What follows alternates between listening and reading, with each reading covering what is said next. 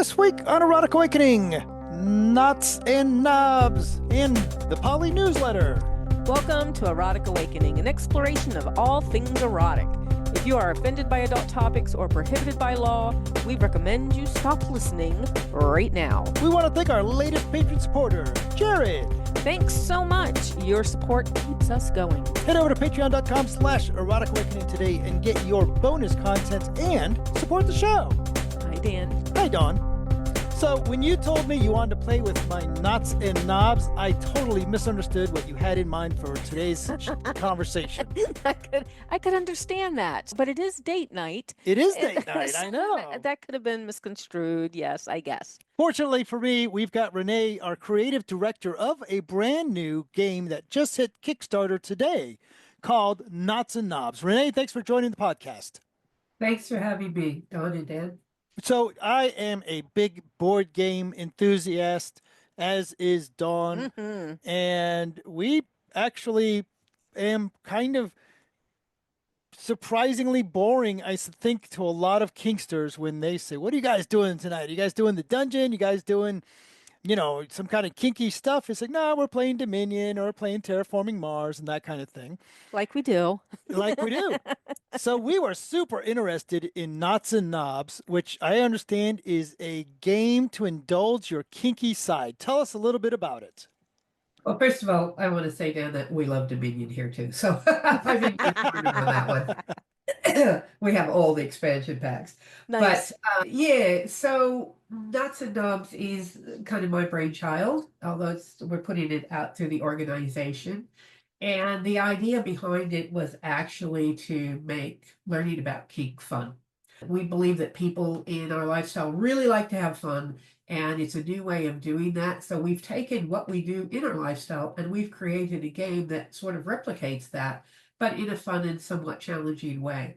So the game is deceptively challenging, although it looks kind of simple, but kinky people all over should be able to identify with it. It's got lots of humor. It's got lots of in-jokes. It's a bit tongue-in-cheek. So we do recommend that you bring your sense of humor to the table because you're going to need it. Fantastic. Now, when we talk about as far as a game is concerned, what game should I say? Is it like Dominion in that it's a card collecting game? And now that I think about it, when I play Dominion, I'm trying to beat up the other players. And this is a BDSM kind of game. So what am I trying to do to the other players? Well, you're trying to be a better player than they are, for sure. Okay. And that has obviously two connotations, both in the card game and in your play life. So what you're really trying to do is have a successful play with 3 different partners. And if you can do that, you win the game. Everybody else is trying to do that at the same time. There is some engagement back and forth. There's some special cards that allow you to interact with the other players. You're not exactly building a deck, but you're making a relationship with a partner. You're picking toys out. You're building yourself a dungeon to play in, and you're gaining consent with those partners. And then you're going to trot off and try and play successfully without injuring them or really bad, killing them. There is a death card in there. So I didn't see the death card, but what I did see, and I'm trying to find it now as I scroll through here. So Dan, take a look at this. There is like cards in here that says altered state, non-consent instant play.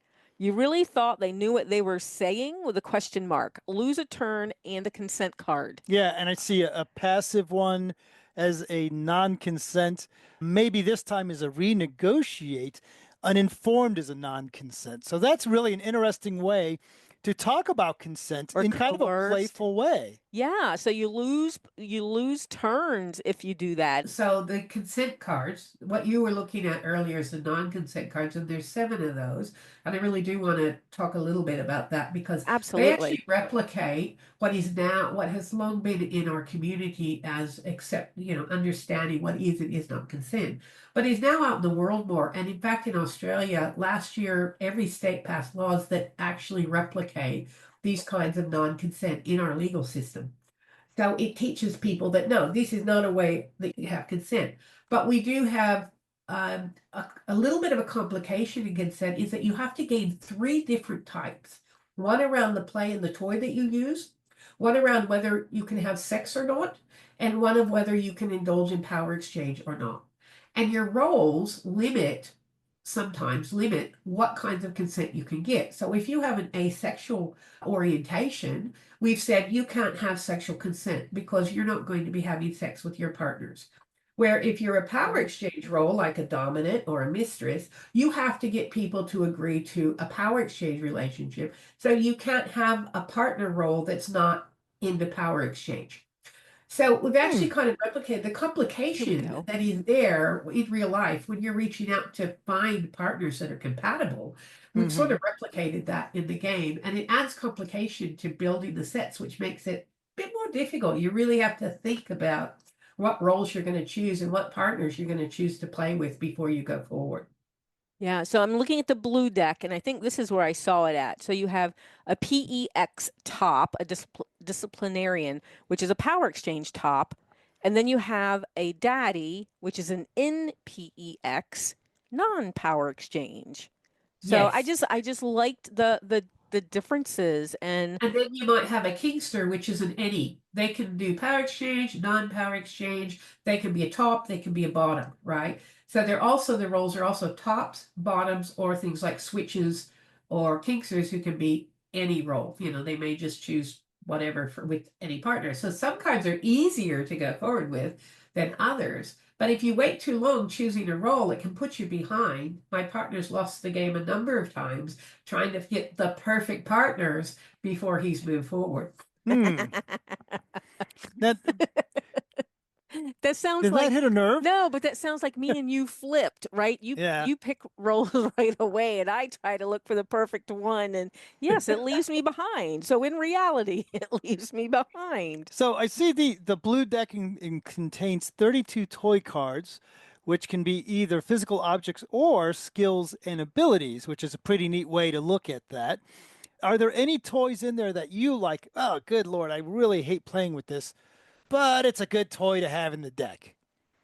Ooh, do I really hate playing with it? Because probably I put in all kinds of things I love, but then I love so many things. I'm really wide ranging when it comes to things. But I know when I was playing with my polycule, one person's like, "Oh, this is one of my favorite things. Oh, this is one of my favorite things." And you have to kind of watch that too, because if you try to go with your favorite things, it might actually not work out later in the game. So we're sort of forcing people outside their comfort zone, like orientation cards, which is the first thing you do. You can't choose your orientation. That is actually randomly assigned to help people Oh. sort of stand in other people's shoes and see some of the constraints that being certain orientations, put on your ability to engage.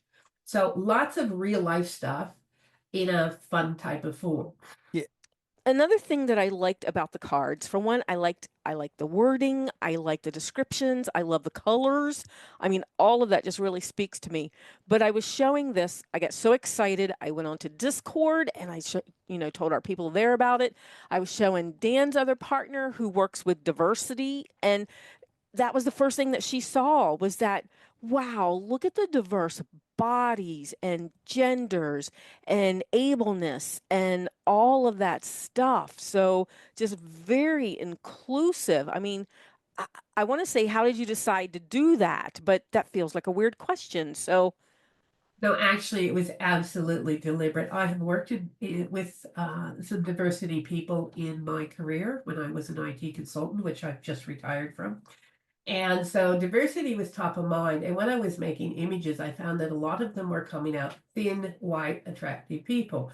And after I'd done like thousands of images, I went, wait, what am I doing here? So I actually made a spreadsheet, literally a spreadsheet with age, male, female, old, young, fat, thin, different racial characteristics, and also with able-bodied and non-able-bodied, absolutely, because I've met people in wheelchairs or with other disabilities.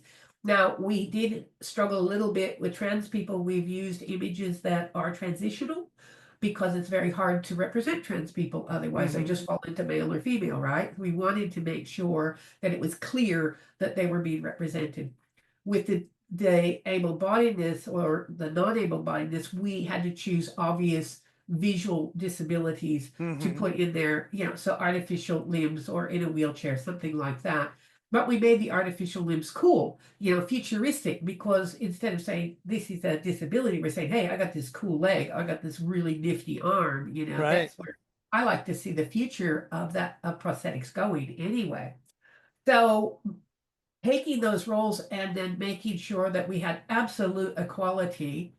So taking each set of characteristics and making sure each one was represented in each mix was quite a long task, actually. And then having to go back and re-image things to make sure that we had the right images.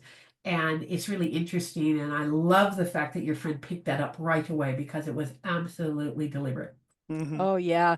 And I mean, even uh, so, like I said, so much diversity in here, and I'm just scrolling through. I mean, even the like larger people in the deck, everybody looks hot and sexy, no matter what form, what meat package they have, right?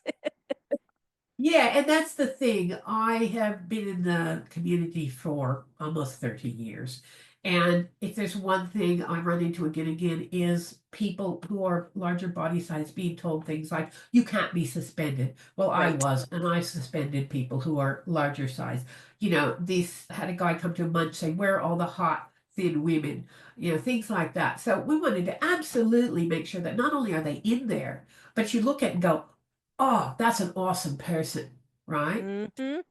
They're very much trying to build cards that everybody can identify with. So, what's been your biggest challenge with putting this project together? Oddly enough, building the gameplay was easy because, like I said, I just plucked out of my head what we do, and it Right. worked, and so we tested it and it's great. But the bigger challenge was I've changed careers now. I retired from IT consulting about 3, 4 months ago, 4 months, I guess now, and went into doing Not Bound full time, which is my registered charity in Australia for BDSM communities. And I wanted to get this game out. It was in my head. So I'm working insane hours, I'm just in and out making the game. But the game is only part of getting a game out to market. My network is not about people in manufacturing or game makers or things like that. So I have to rebuild a new network. I had to learn skills around things that I may have been exposed to sideways but have never done. I've never built a product. I had to learn how to go out to manufacturing companies. I had to learn how to fend off all of the people that come out of the woodwork when you put up a Kickstarter saying, hey, hire us and we'll make money for you. Which Right. was a bit of a shock. So the learning curve, I had to dust off my graphic design skills, which I haven't used since the 90s, really, very much. And the learning curve has just been, almost vertical. But I love that. It's doing this for something I'm so passionate about. Nutbound's been running for almost 10 years as an organization. Longer, it's been around since 2005 as an educational platform. And to do this full time and to be able to go on that journey has just been phenomenal. We've had some negative feedback, which I'm a bit sad about because, we want to make it better and we prefer feedback that helps us do that. But for the most part, people have been incredibly supportive. I think it's just I underestimated the amount of things I was going to have to learn and the time it was going to take to do that. I think next time I give at least 6 months before we would get, start to present it outward. So what happens with the once this thing gets going and it's fully funded and you have all these barrels of money, is your goal then to retire as a rich game designer? Well, that would be nice if I got any of the money, but actually I don't get a dime. So that's probably not going to happen. All of the funds go to Not Bound to support its programs and make it actually a self-supporting, non-donation, reliant charity. In my career supported a lot of the work we did. I spent $15,000 doing fireside chats here in Australia in 2019, a 3-state event with Doug O'Keefe. And I don't have that kind of funding to put into it anymore. Plus, I do want to retire one day, so we need to be able to hire people to run the organization. We want to get the archives out into their own building, much like Lamb in Chicago, and that type of thing. So we need to get supportive funding coming in. I will continue to do this free of charge to the organization, and in the hopes that we will be able then to hire other people to do some of the important work that's coming up. So no, I'm afraid it's not going to make me rich, but this is only one of 5 games that we have on the cards. So we will be also putting out games around negotiation skills, community building, how to build a good reputation and not a bad one, and historical type games that teach you about the history of British and Wow. other places. So those are some of the feature games that we're hoping. So we're not relying just on this one, although we hope everybody will love it. And yes, we hope that loads of money will come in so we can do all of this other stuff as well. Yeah, and speaking of that other stuff that you're being too humble to mention, home aged care services for older people, outreach to support organization, direct support to community members, research with universities, and a support line for people that are in crisis that understand kinky life are just some of the great things that Not Bound is doing. How can So people some of run those out? are some of those are in progress. Some of them are things that we need funding, like home care, which is Mhm. really important to us. Our people tend to get marginalized as they get older and roll out of the scenes and the communities. We want to get our people going in, and taking care of them so that because it helps them feel comfortable in their own home instead of having outsiders come in to take care of them. It gives them a connection back to the community by talking to people who are in the community still, and it can be absolutely life-changing for them. The chain is something we've tried to get off the ground, but again takes money for telephone lines and training for support people. So we haven't done that, but we have done the other things. We've gone out and done education to things like co-health, mental health organization. We've worked with universities on research. We've done what we can. So yeah, we do have pretty ambitious plans. As far as we know, we're only one of 2 organizations like it in the world because we are a registered charity with the government. So we want to use that, as a platform to do much more for our communities. Well, fantastic. And it looks like from what I'm seeing, all that is going to happen for you. How can people actually go out there and buy this game? So right now, pledging on our Kickstarter is really important because that gives us our initial manufacturing funding. We must buy 500 units of the game from the manufacturer to start with. So obviously that's a large outlay. They will ship it for us and distribute it. Post that, we're talking about we'll need to set up a store, obviously.